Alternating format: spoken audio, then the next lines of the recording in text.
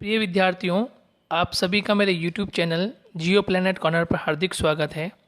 अगर आप इस चैनल पर नए हैं तो इसे सब्सक्राइब ज़रूर करें, साथ ही बेल आइकन को भी प्रेस करें जिससे कि मेरे आने वाले वीडियोस का नोटिफिकेशन आपको तुरंत मिल जाए। और यदि आपको वीडियोस पसंद आए तो इसे लाइक एंड शेयर करना ना भूलें। हेलो स्टूडेंट्स, भूगोल की सीरीज़ में हम कक्षा 12 के लिए महत्वपूर्ण अध्याय की चर्चा कर रहे थे। लास्ट हमने जनांकीय संक्रमण सिद्धांत, डेमोग्राफिक ट्रांजिशन थ्योरी या मॉडल को डिस्क्राइब किया था। लास्ट हमने पढ़ा था कि जनसंख्या का जो संक्रमण होता है उसकी मेनली 5 लेवल्स होते हैं, 5 स्तर होते हैं। और उन 5 स्तर पर हमने चर्चा की थी, जहां हमारी चर्चा हुई थी कि जो प्रथम स्तर होता है, फर्स्ट लेवल जो होता है, वो high birth rate and high death rate.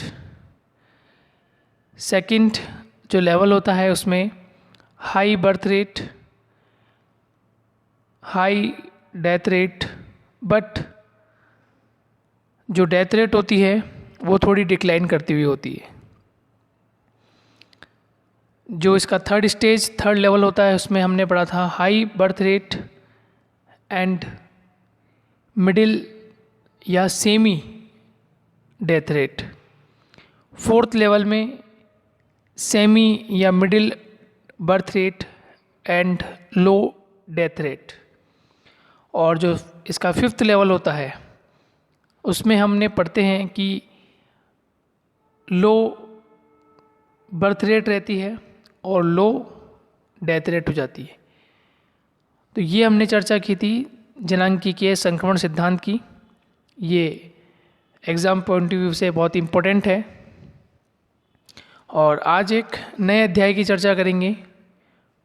World population में हम पढ़ेंगे कि पॉपुलेशन का जो स्ट्रक्चर होता है, यानी जनसंख्या संरचना का जो स्ट्रक्चर है, वो मुख्य रूप से कौन कौन से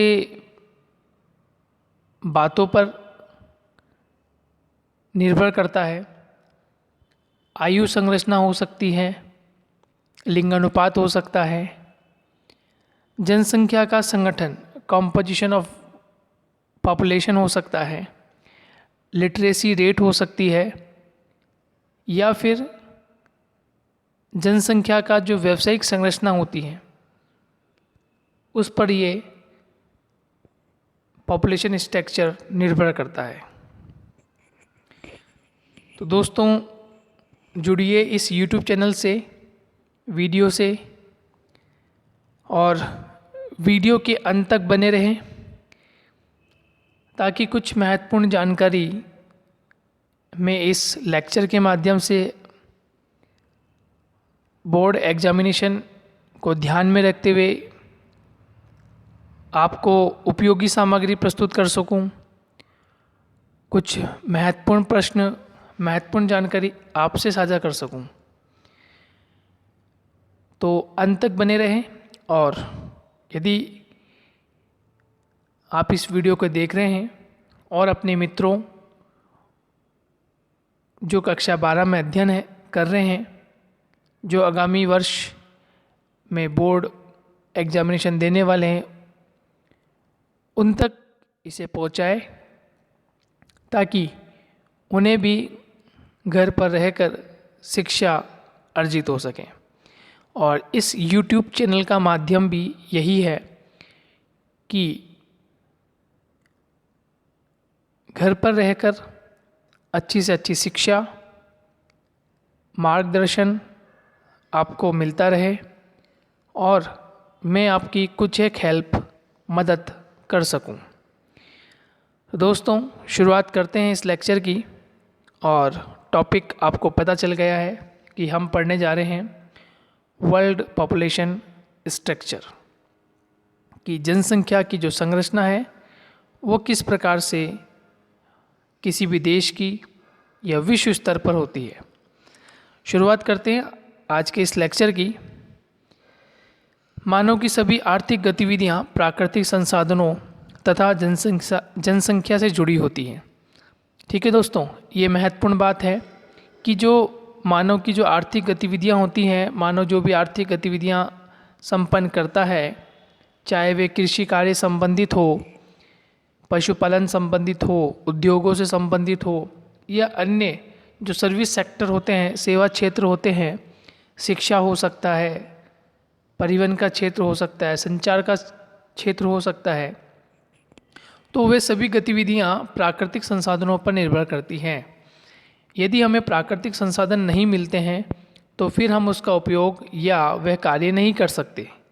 लेकिन इन प्राकृतिक संसाधनों को उपयोगी बनाने के लिए हमें जनसंख्या का होना अत्यंत आवश्यक है, या यूँ कह लीजिए कि हमें मानवीय श्रम, ठीक है, ह्यूमन लेबर की आवश्यकता पड़ती है। यदि हमारे पास ह्यूमन लेबर नहीं होगी तो हम उस गतिविधि को संपन्न नहीं कर सकते। भले ही आज हम 21वीं शताब्दी में जी रहे हों, ये दुनिया, ये विश्व 21वीं शताब्दी का हो और हम आधुनिकता की तरफ इन चीज़ों को देखते हैं, मशीनी युग है, टेक्नोलॉजिकल एडवेंचर्स यहाँ होते हैं, लेकिन इनको संचालित करने का श्रेय मानव को जाता है। या इसमें कोई नया क्रिएशन करना है, कुछ नई टेक्नोलॉजी लानी है, तो उसका श्रेय मानव को जाता है, यानी कि एक बहुत बड़े क्षेत्र को। तो हम ये कह सकते हैं कि जनसंख्या की इसमें भागीदारी होती है। जनसंख्या का जो रोल होता है वो इसमें बहुत महत्वपूर्ण होता है। प्राकृतिक संसाधन अपनी जगह होते हैं, लेकिन उसको किस प्रकार से उपयोगी बनाना है, किस प्रकार से वो एक बहुत बड़े समूह को लाभ पहुंचा सकता है, उसकी कार्य योजना, उसको बनाना, उसको लागू करना, और यदि वहाँ पर कोई ना कोई हानि होती है तो उसको किस तरह से सुधारी जा सके, कोई कमी आती है तो उस कमी को किस प्रकार से हम दूर कर सके, इसके लिए हमें मानवीय श्रम, एक जनसंख्या, एक समूह की आवश्यकता होती है। Got the point. चलिए नेक्स्ट हम आगे बढ़ते हैं। जनसंख्या की संरचना का अध्ययन किसी भी क्षेत्र के प्रादेशिक विकास नियोजन के लिए अत्यधिक महत्वपूर्ण होता है। देखिए दोस्तों, जनसंख्या संरचना यानी कि वहाँ आयु संरचना किस ग्रुप से किस ग्रुप के बीच में अधिक देखने को मिलती है, वहाँ का लिंगानुपात किस प्रकार का है, वहाँ स्त्रियों पर पुरुषों की संख्या अधिक है या स्त्रियों की संख्या अधिक है, उसकी संरचना का अध्ययन करना आवश्यक है। क्योंकि किसी भी क्षेत्र का प्रादेशिक नियोजन हमें तैयार करना है, उस प्रदेश की कोई योजना बनानी है, कोई नियोजन बनाना है, या वहाँ भविष्य में क्या कार्य किए जा सकते हैं, उसके लिए यदि कोई हमें प्रारूप बनाना है, कोई ढांचा बनाना है, तो उसके लिए हमें वहाँ की जनसंख्या संरचना का अध्ययन करना अत्यंत महत्वपूर्ण हो जाता है। इसीलिए जनसंख्या संरचना के अंतर्गत सामान्यतः हम क्या पढ़ते हैं, आयु वर्ग को पढ़ते हैं, स्त्री पुरुष के अनुपात को पढ़ते हैं, व्यवसाय किस प्रकार का होता है उस रीजन पर विशेष में वो हम पढ़ते हैं, ग्रामीण तथा नगरीय जनसंख्या किस प्रकार की होती है, ग्रामीण क्षेत्रों में जनसंख्या कितनी है और कौन सा व्यवसाय करती है, ठीक उसी प्रकार से नगरों में जनसंख्या कितनी है, किस प्रकार की है और कौन सा व्यवसाय करती है, साक्षरता का क्षेत्र किस प्रकार का है, शहरों में या नगरों में या फिर ग्रामीण क्षेत्रों में जो साक्षरता की जो दर है, साक्षर व्यक्ति हैं वो कितने हैं, किस प्रकार के हैं, और उन्हें हमें किस प्रकार से रोजगार हम उपलब्ध करवा सकते हैं।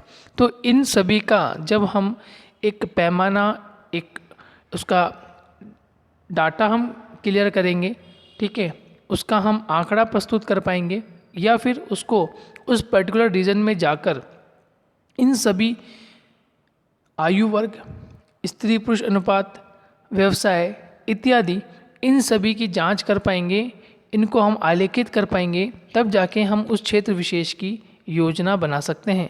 तो ये सभी महत्वपूर्ण तथ्य होते हैं जनसंख्या संरचना के।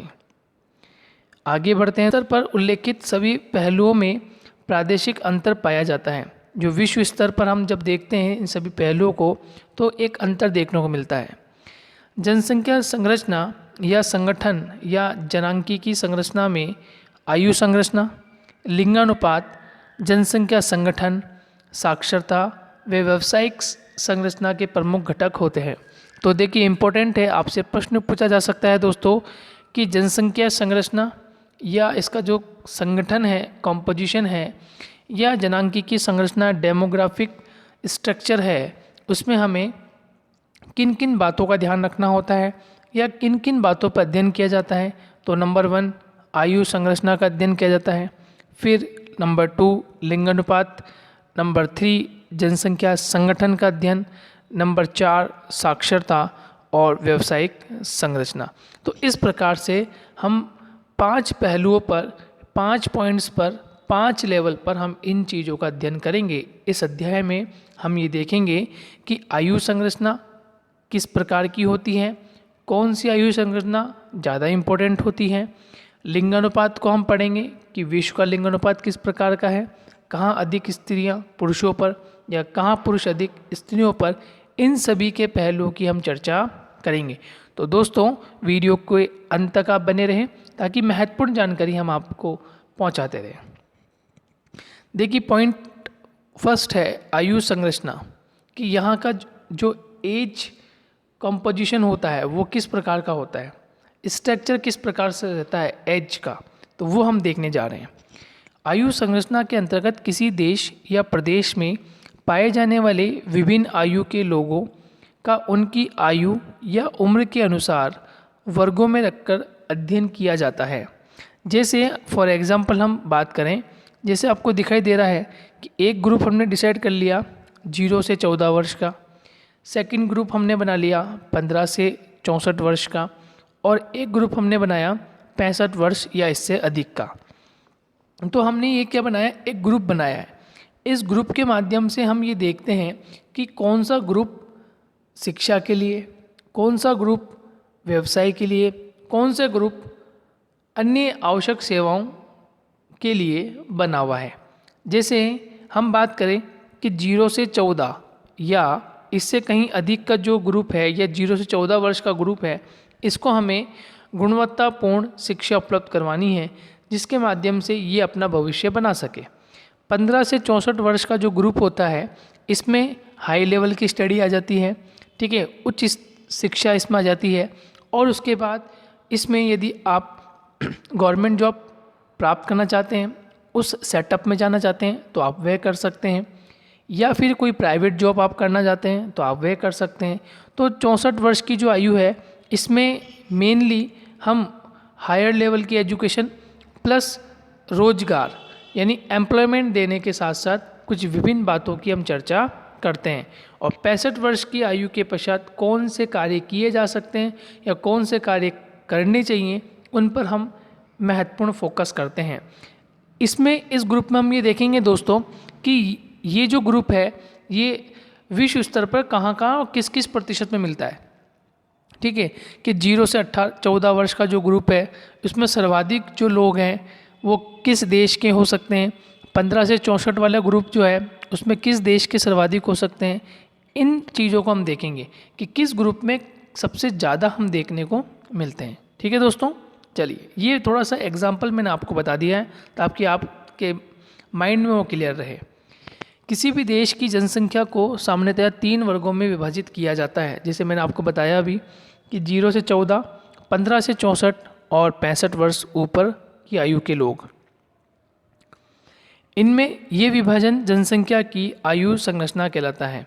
ठीक है, ये जो विभाजन हुआ है ये विभाजन क्या कहलाएगा, आयु संरचना कहलाता है। वृद्ध जनसंख्या वर्ग में 65 वर्ष से ऊपर की जनसंख्या आती है, यानी कि जो ओल्ड एज पॉपुलेशन है वो 65 एंड मोर जो एज होती है उसको रखा जाता है। किसी भी देश में कार्यशील जनसंख्या ज्ञात करने के लिए उस देश की जनसंख्या की आयु संरचना का अध्ययन आवश्यक होता है। ये बहुत इंपॉर्टेंट पॉइंट है, जैसे मैंने आपको बताया है कि ऑलमोस्ट 15 से 64 वर्ष का जो एक क्राइटेरिया है वो क्राइटेरिया कैसा है, कार्यशील जनसंख्या, यानी ऐसी पॉपुलेशन जो वर्क करती है, ठीक है, कार्य करती है और देश को आगे बढ़ाती है, जिसको हम यूथ कहते हैं, जिसको हम क्या कहते हैं, यूथ, यानी युवा वर्ग, यानी ऐसा युवा वर्ग जो देश को आगे बढ़ाने के लिए किसी भी सेवा सेक्टर में जा सकता है, चाहे वो शिक्षा का क्षेत्र हो, चाहे वह संचार का क्षेत्र हो, चाहे वह प्राइवेट जॉब का रीज़न हो क्षेत्र हो, या फिर वो गवर्नमेंट रीज़न हो सकता है, वहाँ पढ़ाने से संबंधित हो सकता है, पढ़ने से संबंधित हो सकता है, तकनीकी क्षेत्र हो सकता है, ऐसे विभिन्न प्रकार के क्षेत्र, आर्ट एंड कल्चर का क्षेत्र हो सकता है, जहाँ इस आयु वर्ग के यानी यूथ जो ग्रुप होता है वो यहाँ से डेवलप होता है और आगे तक 50 एंड अबाउ तक ये एज ग्रुप जाता है, या ये जो ग्रुप है ये बहुत इम्पोर्टेंट होता है। ठीक है दोस्तों, तो जनसंख्या की आयु संरचना का अध्ययन आवश्यक हो जाता है। उसके बाद हम देखते हैं इस प्रकार के अध्ययन से कार्यशील व्यक्तियों की संख्या के बढ़ने और घटने का आभास होता है, यानी कि कितने लोग कार्यशील व्यक्ति कितने बढ़े हैं और कितने घटे हैं, ये हमें पता चल जाता है कि 15 से 64 वर्ष की जो आयु का जो हमने ग्रुप सेट किया है उसमें कितने लोग बढ़ रहे हैं और कितने लोग घट रहे हैं, ये हमें इसका आकलन पता चल जाता है। कुछ पश्चिमी देशों को छोड़कर अधिकांश देशों के आयु संबंधित आंकड़े विश्वसनीय नहीं होते। 2004 की जनसंख्या संरचना के वैश्विक आंकड़ों के अनुसार विश्व में 6.8% जनसंख्या वृद्ध जनसंख्या है। ठीक है, तो हम ये देखें कि 2004 के आंकड़े के अनुसार देखते हैं तो विश्व स्तर पर हमें क्या देखने को मिलता है कि लगभग 6.8% जो जनसंख्या है वो किस प्रकार से हमें देखने को मिलती है, ओल्ड पॉपुलेशन देखने को मिलती है, यानी वृद्ध जनसंख्या देखने को मिलती है। सर्वाधिक जनसंख्या यूरोप में 14.6%, इसके पश्चात उत्तरी अमेरिका में 12.5%, और जैसे जैसे हम आगे बढ़ते हैं तो हमें अफ्रीका महाद्वीप में 3.2% तथा एशिया में 5.8% लोग कैसे हैं, ओल्ड एज के हैं। तो ये प्रतिशत हमें देखने को मिलता है कि सर्वाधिक वो ओल्ड एज के हैं। यहाँ रीज़न क्या होता है, यहाँ रीज़न बनता है यहाँ की मेडिकल फैसिलिटीज़। उत्तरी अमेरिका है, नॉर्थ अमेरिका रीजन है, यहाँ 12.5 तो फैसिलिटीज़ है।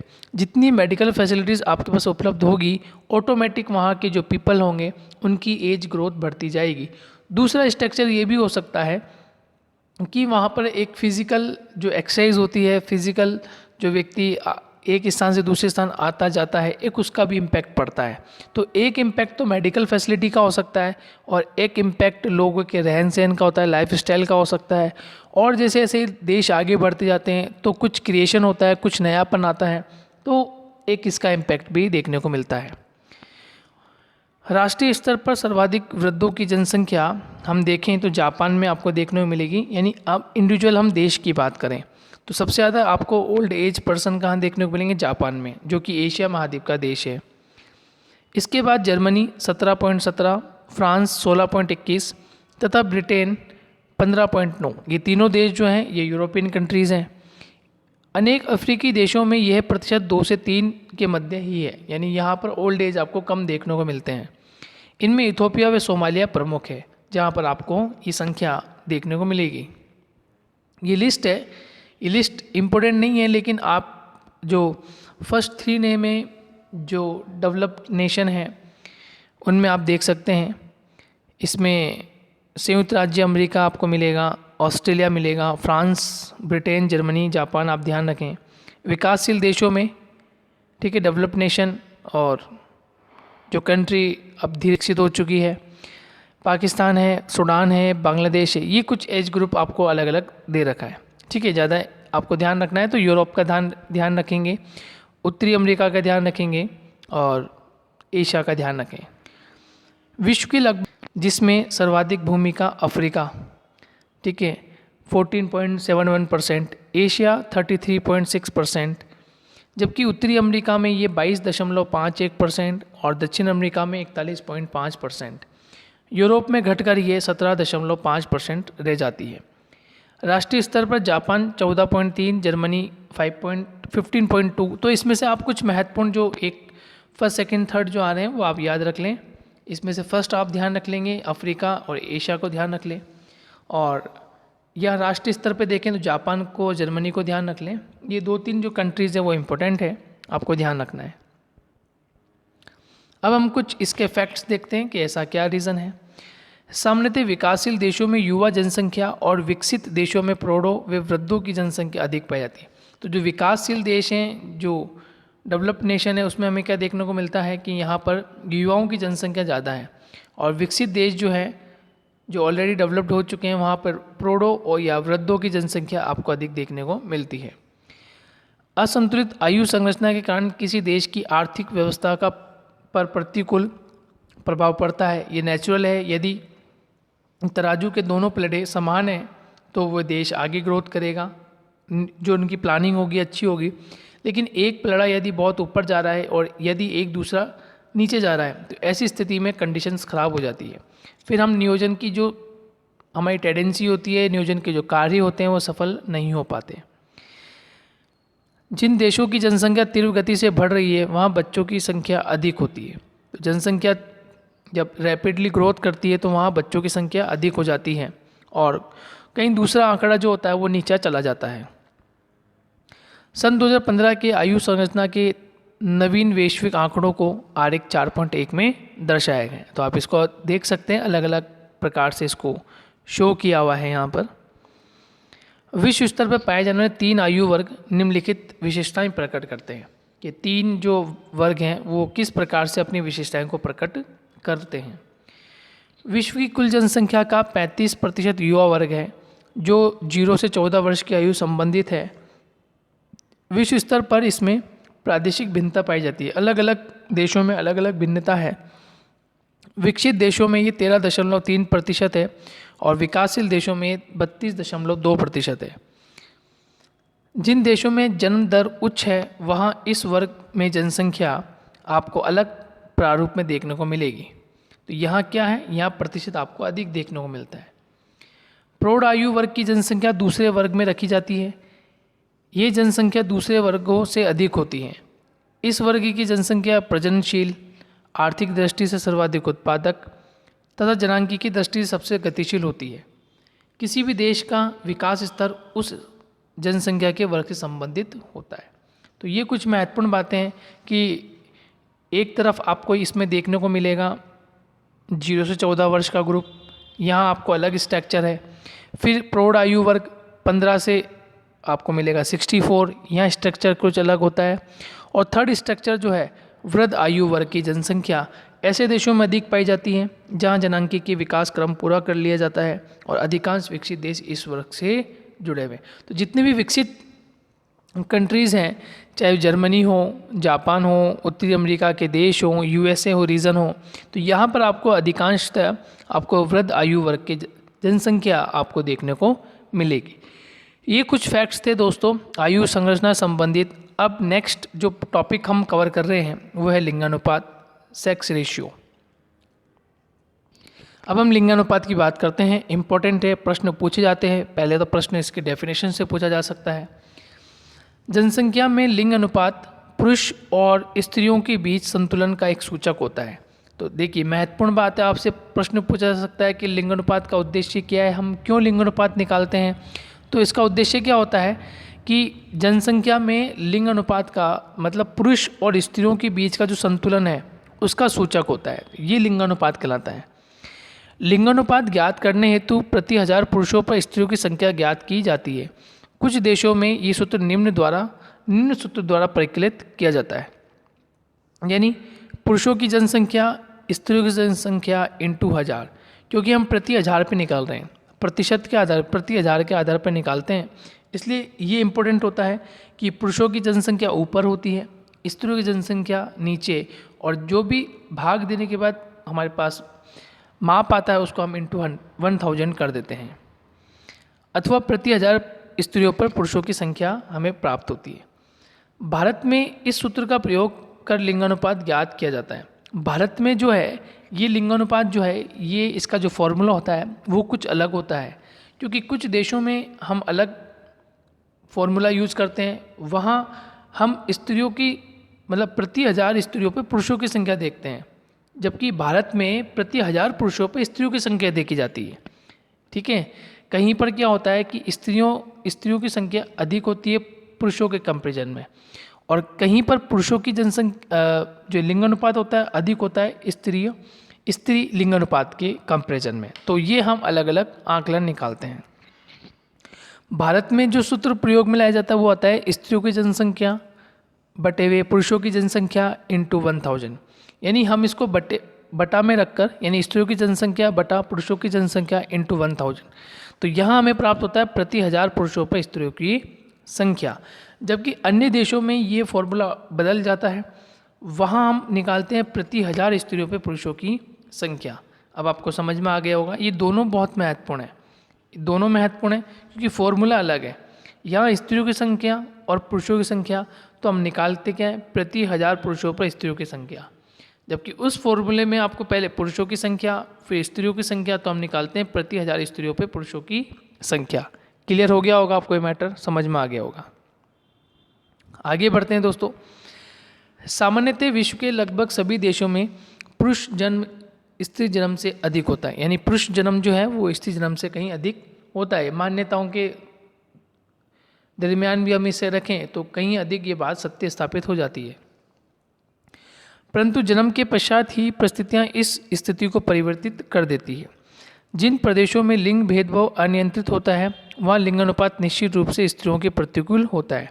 तो जहाँ लिंग भेदभाव देखने को मिलता है वहाँ पर ये परिस्थितियाँ बिल्कुल प्रतिकूल बन जाती हैं, अनुकूल की बजाय प्रतिकूल हो जाती है। इन क्षेत्रों में स्त्री भ्रूण हत्या तथा स्त्री शिशु हत्या और स्त्रियों के प्रति घरेलू हिंसा की प्रथा प्रचलित है। तो जिन क्षेत्रों में, जिन रीजन में स्त्रियों की संख्या आपको कम देखने को मिलती है, उसका वहाँ प्रमुख कारण क्या बनता है कि उन क्षेत्रों में स्त्री भ्रूण हत्या, जन्म से पहले ही उसकी हत्या कर देना, स्त्री शिशु हत्या, शिशु होने के बाद स्त्री होती है पता चलता है तो हत्या कर देना, या स्त्रियों के प्रति घरेलू हिंसा भी एक माध्यम होता है जिसके माध्यम से वो कुछ अनैतिक कार्य कर लेती हैं, जिसके माध्यम से उनकी संख्या दिन प्रतिदिन घटती जाती है और उस देश में पुरुषों की संख्या तो अधिक हो जाती है और स्त्रियों की संख्या गिर जाती है। तो हमें ये देखना है कि किसी क्षेत्र में पुरुषों की संख्या अधिक हो और स्त्रियों की संख्या अधिक हो तो ये भी नकारात्मक है। किसी क्षेत्र में, किसी रीजन में स्त्रियों की संख्या अधिक हो और पुरुषों की संख्या कम हो तो ये भी नकारात्मक पक्ष है। तो हमें क्या रखना है, दोनों को संतुलित रखना है। यानी कि एक देश में, एक रीजन में यदि 9 पुरुष है तो 10 स्त्रियां, ये संतुलित है, या कहीं पर 10 पुरुष है तो 9 स्त्रियां, तो संतुलित है। लेकिन ऐसा नहीं हो कि पूरा का पूरा यहाँ पे स्केल ही गड़बड़ा जाए कि 1 पुरुष और 10 स्त्री या 1 स्त्री और 10 पुरुष, तो ऐसी कंडीशन में स्केल जो मापक होगा बिल्कुल अनबैलेंस्ड हो जाएगा, वो फिर किसी काम का नहीं रहेगा। तो हमें बिल्कुल स्टेबल रखना होता है। तुलनात्मक रूप से हम देखें तो लगभग बराबर होना चाहिए। विकासशील देश जैसे भारत, पाकिस्तान आदि में सामान्यतः स्त्रियों को समाज में गौण स्थान प्राप्त होने के कारण उनमें प्रजनन के समय हुई मृत्यु दर अधिक ऊंची होती है। तो ये बात बिल्कुल फैक्ट बात है कि प्रजनन के समय अधिकांश मृत्यु हमें देखने को मिलती है और इसी कारण यहाँ का जो डेथ रेट है, विशेषकर उस समय जब प्रजनन की क्रिया होती है या उस समय जब ये आगे की ओर बढ़ते हैं तो उस समय यहाँ डेथ रेट आपको देखने को मिलती है। इसमें प्रतिकूल लिंगानुपात बढ़ता है तथा समस्त लिंगानुपात अधिकतर महिलाओं के प्रतिकूल हो जाता है। तो ऐसी स्थिति में हमें क्या देखने को मिलता है कि जो लिंगानुपात होता है वो महिलाओं के प्रतिकूल बनता जाता है। ये कुछ महत्वपूर्ण फैक्ट्स थे। यह हम आगे सारणी में देखेंगे। इंपॉर्टेंट बातें ये आपको सारणी दी हुई है, ठीक है, ये कुछ सारणी है, ये आप देख सकते हैं। आगे की चर्चा करते हैं दोस्तों। विश्व के विभिन्न देशों के ग्रामीण नगरीय लिंगानुपात में भी अंतर पाया जाता है। संयुक्त राज्य अमेरिका यानी यूएसए तथा पश्चिमी यूरोप देशों में ग्रामीण तथा नगरीय लिंगानुपात एशिया के देशों से बिल्कुल भिन्न है, अलग अलग आपको देखने को मिलेगा। पश्चिमी देशों के ग्रामीण क्षेत्रों में पुरुषों की संख्या स्त्रियों से अधिक पाई जाती है। तो जो पश्चिमी देश होते हैं वहाँ पर आपको क्या देखने को मिलता है कि ग्रामीण क्षेत्रों में पुरुषों की जो संख्या होती है वो स्त्रियों की संख्या से अधिक पाई जाती है, जबकि नगरों में स्त्रियों की संख्या पुरुषों से अधिक पाई जाती है। तो पश्चिमी देशों में जस्ट उल्टा देखने को मिलता है। इसका प्रमुख कारण स्त्रियों को रोजगार के लिए नगरों की ओर प्रवास करना है।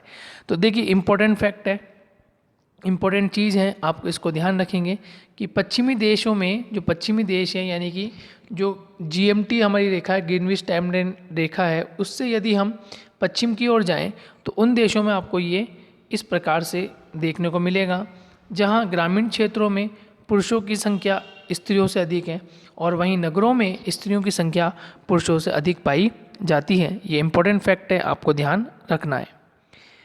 नेक्स्ट बात करें, सन 1980 में विश्व में औसत रूप से प्रति 1000 पुरुषों के पीछे 993 स्त्रियाँ थी। यानी 1980 में हम देख रहे हैं कि 1980 में औसत रूप से प्रति 1000 पुरुषों पर 993 स्त्रियाँ थीं, अर्थात 1000 पुरुष संख्या पर 7 स्त्रियाँ कम थीं। वर्ष 2004 के आंकड़ों से ज्ञात होता है कि लिंगानुपात 985 तक आ गया, अर्थात 1000 पुरुषों पर 15 स्त्रियाँ कम हो गई। पहले 7 थी, ये 1980 की बात है। और जब हम आधुनिकता की तरफ बढ़ रहे हैं तो ये अनुपात और घटता जा रहा है। 1980 में केवल 7 स्त्रियाँ कम थी 1000 पुरुषों पर, और 2004 में ये आंकड़ा 985 पर आ गया, मतलब 15 स्त्रियाँ कम हो गई। तो हम आधुनिकता की तरफ बढ़ रहे हैं, हमारी सोच आगे की तरफ जारी है, आधुनिकता की तरफ हमारी सोच जारी है, लेकिन ये अनुपात बढ़ने की बजाय ये घट रहा है। मतलब ये 7 स्त्रियों से कम होकर ये 1 या 2 रह जाना चाहिए, लेकिन अब ये 15 है, तो मतलब पहले से ये और कम हो गया। क्षेत्रीय स्तर पर भी इस औसत में कई गुना भिन्नता पाई गई है। विश्व के कई ऐसे देश हैं जहाँ स्त्रियों की संख्या पुरुषों के अनुपात में अधिक, और कई देश ऐसे हैं जहाँ स्त्रियों के अनुपात में पुरुषों की संख्या अधिक। यानी कि वही जो अभी हम चर्चा करके आए थे, कहीं पुरुष अधिक है, कहीं पर स्त्रियों की संख्या अधिक है। लिंगानुपात की इस भिन्नता के आधार पर विश्व को 4 भागों में विभाजित किया है, यानी अलग अलग भागों में विश्व को विभाजित किया है, अलग अलग कैटेगराइज किया है कि कौन से देश में या कौन से रीजन में आपको अधिकांश पुरुष देखने को मिल सकते हैं या स्त्रियाँ अधिकांश देखने को मिल सकती है। तो आज हम इसका अध्ययन करने जा रहे हैं, इम्पोर्टेंट है ये। इस पर प्रश्न पूछा जाए तो आपको यही लिखना है कि हम यहाँ ही देख रहे हैं कि कहाँ पर अधिक पुरुष, कहाँ पर कम स्त्रियाँ, कहीं पर अधिक स्त्रियाँ, कहीं पर कम पुरुष। तो ये किस प्रकार से इसको बांटा गया है ये हमें देखना है। अधिक स्त्री अधिकता वाले देश, यानी अत्यधिक स्त्री अधिकता वाले देश, यानी ऐसे देश जहाँ पर स्त्रियों की संख्या अधिक है। इंपॉर्टेंट है दोस्तों, ये प्रश्न डायरेक्ट भी पूछा जा सकता है कि ऐसे कौन कौन से देश हैं जहाँ स्त्रियों की अधिकता या संख्या अधिक है। तो इस श्रेणी में 1050 से अधिक लिंगानुपात वाले देश सम्मिलित हैं, जहाँ का लिंगानुपात 1050 है, यानी 50 स्त्रियाँ ज़्यादा है 1000 पुरुषों पर। तो ऐसे देश यूरोपीय देश हैं, यूएसए हैं, कनाडा है। दक्षिणी अमेरिका के दक्षिणी क्षेत्रों में स्त्रियों की संख्या अत्यधिक है, इम्पोर्टेंट है। नेक्स्ट हम बात करें इस स्त्री अधिकता वाले देश, इस श्रेणी में 1050 से लेकर 1000, यानी कि अब हम बात कर रहे हैं कि थोड़ा 1050 से कम हो गया, ये तो 1050 से अधिक है, हायर है, और ये 1050 से 1000 के आसपास है। लिंगानुपात रखने वाले देश जैसे Ukraine, Belarus, Poland, Mongolia, Kazakhstan, Thailand, Cambodia, Myanmar और दक्षिण अफ्रीकी देश है। यानी इसमें तो प्रॉपर आपको देखने को मिलेंगे पश्चिमी देश, और इसमें आपको मिलेंगे यूरोपियन कंट्रीज़ भी शामिल हैं, एशिया महाद्वीप, एशिया कॉन्टिनेंट के देश शामिल हैं, और अफ्रीकी देश भी इसमें शामिल है। तो तीनों का इसमें मिक्सअप है। ये तो बात हो गई अत्यधिक स्त्री वाले और 1050 से लेकर 1000 तक के। अब हम चर्चा करते हैं जहाँ पुरुष अधिकता वाले देश, जहाँ पुरुषों का अनुपात अधिक है। इस वर्ग के देशों में लिंगानुपात 1000 से 950 के मध्य पाया जाता है। इसमें ऑस्ट्रेलिया, न्यूजीलैंड, चीन, कोरिया, मैक्सिको, ब्राज़ील, ईरान और क्यूबा देशों में पुरुषों की अधिकता देखने को मिलती है। ठीक है दोस्तों, ये आप पुरुषों की अधिकता देखने को मिल रही हैं। और अब हम बात कर रहे हैं कि अत्यधिक पुरुष अधिकता वाले देश। विश्व के कई ऐसे देश हैं जो 950 से भी कम लिंगानुपात पाया जाता है। भारत इस श्रेणी का मुख्य प्रतिनिधित्व करता है, जहां घटता लिंगानुपात जनसंख्या के असंतुलन के लिए एक चिंता का विषय है। तो ये मैंने आपको बताया कि यदि जनसंख्या लिंगानुपात घटता है तो ये एक चिंता का विषय होता है, एक समझने का विषय होता है, सोचने और विचारने का विषय हो जाता है। विश्व स्तर पर भी लिंगानुपात में पुरुषों की प्रधानता बताता है, लेकिन अफ्रीकी, उत्तरी, दक्षिणी अमेरिका व यूरोप महाद्वीपों में स्त्रियों का अनुपात पुरुषों से अधिक पाया जाता है। भारत जैसे विकासशील देश में पुरुषों की अपेक्षा स्त्रियों का अनुपात कम पाया जाता है।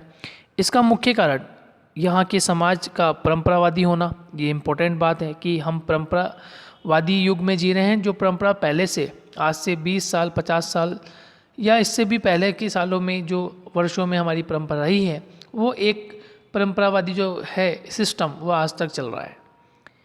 स्त्रियों में शिक्षा, जैसे अभी हम वर्तमान में देखें तो नगर की बात करें या शहर की बात करें, जो स्त्रियों की शिक्षा का जो स्तर है वो दिन प्रतिदिन बढ़ता जा रहा है।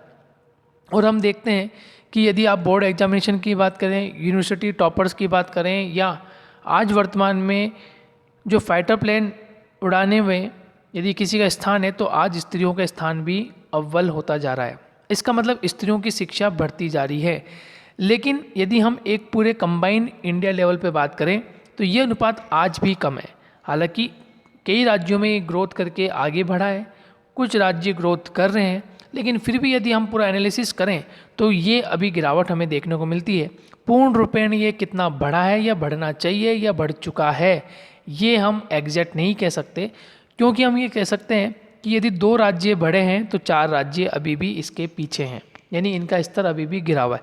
लेकिन यदि पहल हो, सरकार इस पर कार्य करे, समाज सेवी इस पर कार्य करें, ठीक है, एनजीओज इस पर कार्य करें, तो हो सकता है कि ये लेवल जो है और बढ़ जाए, ये और ऊंचा हो जाए और हर क्षेत्र से बालिकाएं निकले। हालांकि हर क्षेत्र से बालिकाएं हैं, चाहे वे शिक्षा के क्षेत्र से हों, चाहे सैन्य क्षेत्र से हों, चाहे तकनीकी क्षेत्र से हों, चाहे खेल से संबंधित हो, तो हर क्षेत्र से हमारी बालिकाएं नाम रोशन कर रही है, चाहे वो देश का हो, राज्य का हो, जिले का हो, परिवार का हो।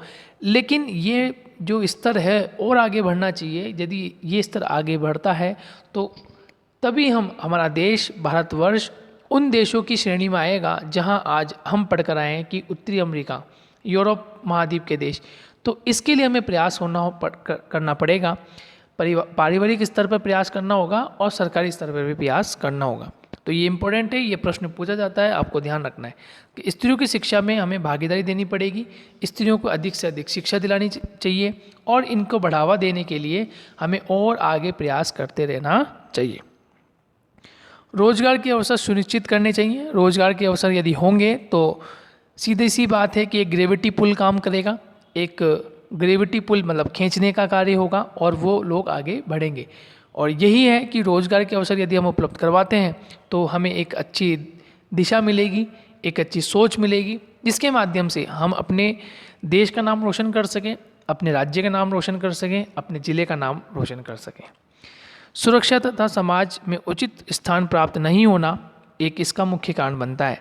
तो ये जो कारण हमें दिखाई दे रहे हैं कि स्त्रियों में शिक्षा, रोजगार के अवसर, सुरक्षा और समाज, ये क्या कर रहा है कि जो स्त्री अनुपात है उसको घटाता जा रहा है। जैसे परंपरावादी होना, ये भी एक महत्वपूर्ण फैक्ट है। तो ये जो फैक्ट हैं ये नीचे की ओर ला रहे हैं, स्त्री अनुपात को नीचे की ओर घटा रहे हैं, या उनको उस स्तर तक नहीं आने दे रहे हैं, या उन्हें वो प्लेटफॉर्म नहीं दे पा रहे हैं जो देना चाहिए। तो इन चीज़ों को, इन पॉइंट्स को हमें ध्यान में रखते हुए पॉइंट्स को ऐसे डिलीवर करना है कि हमें इन चीज़ों को बढ़ाना है कि इन चीज़ों से घट रहा है लेकिन हम इसको किस तरह से बढ़ा सकते हैं, ये आपको ध्यान में रखना है। ठीक है दोस्तों, तो आप कमेंट बॉक्स में कमेंट करके मुझे एक एक कमेंट करके बताएंगे कि स्त्री शिक्षा के लिए आप क्या कार्य कर सकते हैं, रोजगार के अवसर में आप क्या कार्य कर सकते हैं, समाज में एक उचित स्थान प्राप्त करने के लिए या परंपरावादी जो रूढ़िवादिता है उसको समाप्त करने के लिए आप क्या कार्य कर सकते हैं। तो हमें पॉजिटिव पॉइंट पे ध्यान देना है कि हम स्त्री शिक्षा को कैसे बढ़ा सकते हैं, हम रोजगार के अवसर कैसे उपलब्ध करवा सकते हैं, सुरक्षा और समाज में उचित स्थान हम कैसे दिला सकते हैं।